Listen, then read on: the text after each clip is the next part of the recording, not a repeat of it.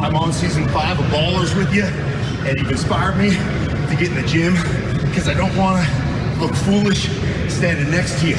So, DJ, I'm coming after you.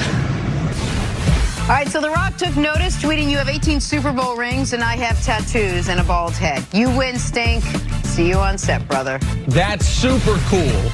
Now, the only thing cooler than that video and that picture is Jenna Wolf watching that video in full judgment of Mark Schlereth. No, I will. No, you're not supposed to wave your back. You're not supposed to go back and forth. He knows that. It's not proper form. No. What's he doing there? Truth is, you aren't supposed to swing. Use it from your core. Let your core help you start the muscle and the movement. But he knew that because people tweeted to him and said, "Your form is all off." Annoying people like you. I did not. I called him. I did not tweet. Yeah. I called him to called tell him. It was like, "Oh, can I give you some pointers? You're going to hurt your back." I didn't want him to hurt his back. 3-time Super Bowl champion. Love Sting. Yeah, I mean, the guy's rocked up at 50 years old, however old he is. Anyway, he looks great. Yeah, I got a couple people on staff that said they were at the Fox gym with Jenna. Her technique is in the question. That's not true. I've heard that too. I will not go on with this show. I've heard that too. Not in question. No, I got a couple guys that said they were checking you out. I've heard there's some outtakes of the Instagram video of you didn't have the 15% body lean that you knew when you were on the treadmill. On the technique.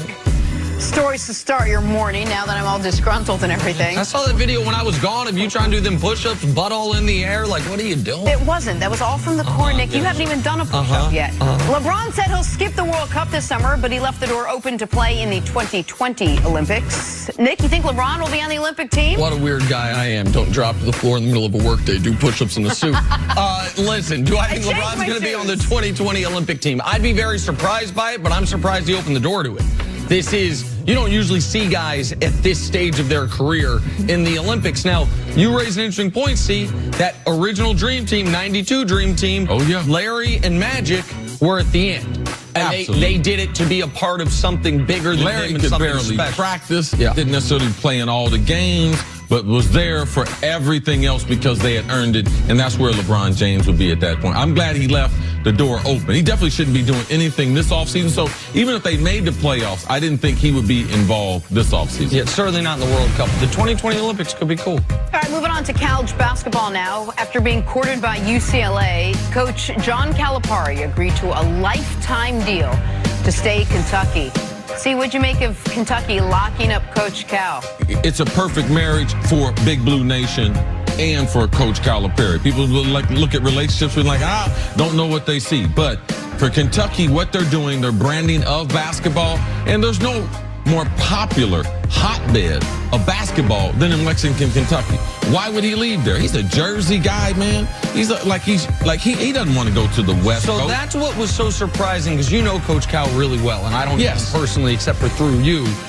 If you had an opportunity to win a championship at the 2 greatest college basketball institutions ever, he's already done it at Kentucky, go to UCLA and do it, I thought it'd be attractive to him. You said he's not a UCLA type of guy. No. And that Kentucky, even if he were to go to UCLA, Kentucky's set up so much better for success than I was UCLA actually in Hollywood with him a couple years ago. He was doing something different than I was doing, and he wasn't, man. He wasn't, man. He's about the Jersey Shore. That's about as much. Okay, he's not about that type of lifestyle and his recruiting style with one and done. Why would he have to reestablish that? Even though they might change the total rule in a couple years, he can run his program at Kentucky. I don't believe he can do that at UCLA. To the NFL now, the Raiders are holding private workouts with both quarterback Kyler Murray and quarterback Dwayne Haskins. See, you think the Raiders will draft a quarterback? This is the right thing to do as far as working these 2 kids out. When you have a top 5 selection and you don't have one of the top 10 quarterbacks, you should look at it. I don't believe they'll select a quarterback in that first round, but if you look at what the Raiders need to do in the next couple years, like, is Derek Carr that guy? Now, I don't think they'll select a quarterback, and you think behind the scenes that Gruden might not like Derek Carr as the future. And if you're going to Vegas, I would take a different face to Vegas with me if I felt that. I think that Gruden got to Oakland and realized, oh, this is not the quarterback that I saw once a year on Monday Night Football. And that's why he traded Khalil Mack. That's why he was okay with trading Amari Cooper, because he said, we're going to have to reboot this thing entirely around a young rookie quarterback by the time we get to Vegas. So I wouldn't be surprised at all if Haskins is there at 4, if no one jumps up to go get him, if they don't take Dwayne Haskins at 4. I like that. All right, finally, chatting Odell again. He met with the Cleveland media for the first time yesterday and shed some light on how excited he is about this new Browns offense. He'll be paired up with wide receiver and best bud Jarvis Landry. Landry and Odell played 3 years of football at LSU together before reuniting in Cleveland. Odell says he can't wait to see what the pair can do. We spoke this into existence almost. And him and I dreamed of this. You know, this is something we talked about at 17. I'm gonna live right down the street from you. We're gonna be on the same team, everything. And it's like surreal. I know the competitive nature that he has inside of him, you know, is different. It's very different, you know. And he's gonna push myself. He's gonna push the room. He's gonna push a lot of guys on his team. He's gonna push Baker, you know, being one of the more faster guys in the room. So you have to throw it out there a little further. But man, he's everything and more. He's everything and more. You know, it's honestly an honor to have him back and have him in these colors, ready to do something special. All right, so clearly they have the relationship off the field. Let's talk about the relationship they're going to have on the field. What's the potential for this wide receiver duo, CC? I think they have tremendous potential because also they have skills that overlap, but they have skills also that, one, in Jarvis Landry, he has a more physical approach to the game. He can operate in the slot, cross the middle. He can take a pounding. He's a volume wide receiver, catches the ball in short areas, very, very effective on catch after the run. Now, these aren't things that Odell is not good at. But Odell, as he mentioned, is a better deep threat. He frightens the defense more. He's better off the press. He also can play outside. I believe he's more consistent playing outside the numbers. So their skill set really matches up. What really matches up, though, is their intensity and how they approach the game. You fell in love with Jarvis last year in Hard Knocks because how he was demonstrative in trying to lead not only the wide receivers, but these Cleveland Browns. But I believe the secret sauce is people will be like, well, Freddie Kitts, how's he going to handle it? I believe that the wide receiver coach in Adam Henry, because he's had history. He's the wide receiver coach now in Cleveland. He was Odell's wide receiver coach when he was with the Giants. He was both their wide receiver coaches when they were at LSU. So seeing these kids grow up and being a part and having a speaking voice to them, it becomes important. Because wide receivers, man, we do a lot of things.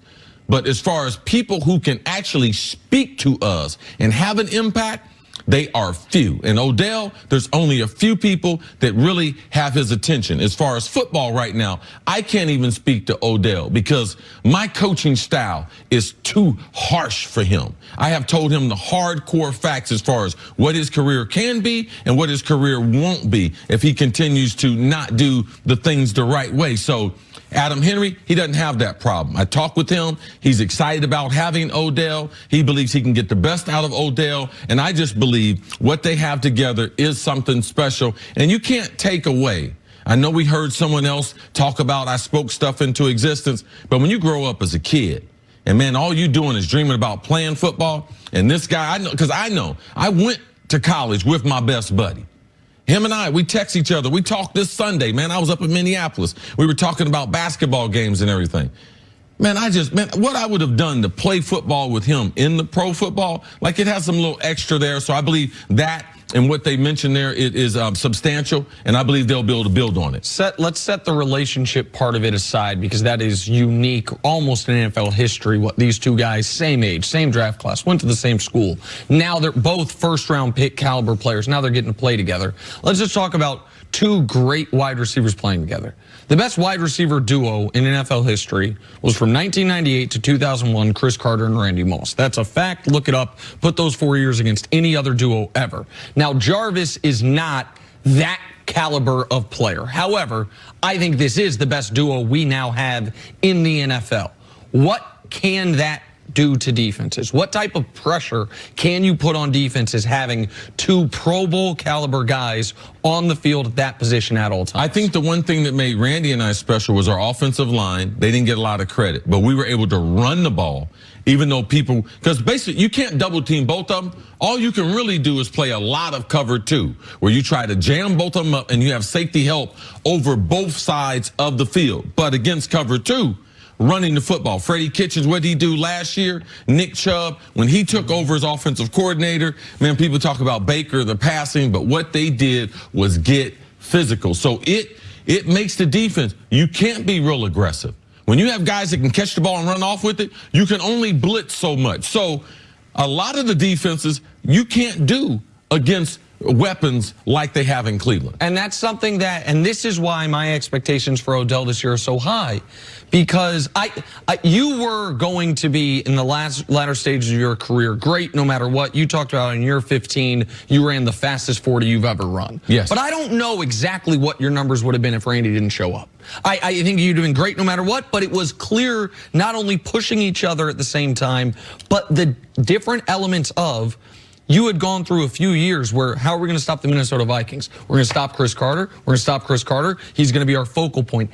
Once Randy got there, there was another element. You can't let Randy kill us over the top, or you got to worry about Chris on third downs. Like, a lot of problems there to deal with for a defense, which is how you go become the highest scoring offense in NFL history one year. You go 15-1. You go to another conference championship game. Odell has been the focal point of the other team's defensive game plan almost every game since he came into the league. Last year, he got a little bit of the benefit from Saquon, but Eli and the offensive line were so limited that he wasn't able to fully exploit it. By this time Saquon was hitting his stride, Odell was hurt again.